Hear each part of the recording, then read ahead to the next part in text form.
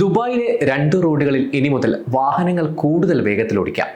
അമൃതി സ്ട്രീറ്റിന്റെയും Sheikh Zayed bin Hamdan സ്ട്രീറ്റിന്റെയും ചില ഭാഗങ്ങളിലെ പരമാവധി വേഗപരിധി സെപ്റ്റംബർ 30 മുതൽ മാറുമെന്ന് ദുബായ് റോഡ്സ് ആൻഡ് ട്രാൻസ്പോർട്ട് അതോറിറ്റിയും ദുബായ് പോലീസും അറിയിച്ചു. വേഗപരിധി മാറുന്ന Sheikh Zayed bin Hamdan Al Nahyan സ്ട്രീറ്റിലും അൽ അമർതി സ്ട്രീറ്റിലും പരമാവധി വേഗത സൂചിപ്പിക്കുന്ന ട്രാഫിക് അടയാളങ്ങളും റോഡ് അടയാളങ്ങളും മാറ്റി സ്ഥാപിക്കുമെന്ന് RTA വ്യക്തമാക്കി. അധികൃതർ പ്രഖ്യാപിച്ച വർധന പ്രകാരം Sheikh Zayed bin Hamdan Al Nahyan സ്ട്രീറ്റിലെ പരമാവധി വേഗപരിധി ദുബായ് അലൈൻ റോഡിലും അക്കാദമിക് സിറ്റി റൗണ്ട് എബോട്ടിനുമിടയിൽ മണിക്കൂറിൽ 100 കിലോമീറ്ററായി ഉയർത്തും.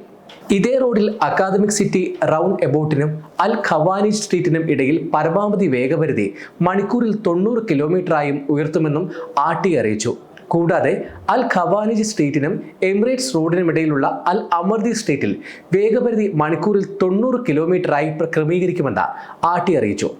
അൽ അമർതി സ്ട്രീറ്റിന്റെയും Sheikh Zayed bin Hamdan Al Nahyan സ്ട്രീറ്റിന്റെയും മറ്റ് ചില ഭാഗങ്ങളിൽ വേഗപരിധി ദുബായ് പോലീസുമായി ഏകോപിപ്പിച്ച് ക്രമീകരിച്ചതായും അതോറിറ്റി അറിയിച്ചു.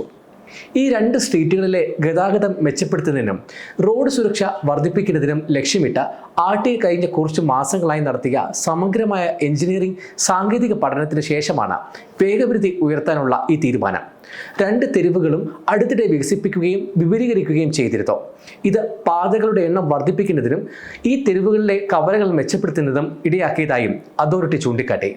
Sheikh Zayed bin Hamdan Al Nahyan സ്ട്രീറ്റിൽ ദുബായ് അലൈൻ റോഡിലെ മേൽപ്പാലത്തിന്റെ വികസനം ഉൾപ്പെടെ നിരവധി വികസന പദ്ധതികൾ അടുത്തിടെ നടന്നിട്ടുണ്ട്.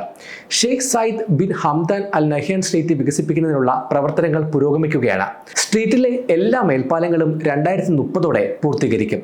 ഇതോടെ ഈ റോഡിലെ മുഴുവൻ സ്ട്രീറ്റുകളിലെയും പരമാവധി വേഗപരിധി മണിക്കൂറിൽ 100 കിലോമീറ്ററായി ഉയർത്താൻ കഴിയുമെന്നും അധികൃതർ വ്യക്തമാക്കി.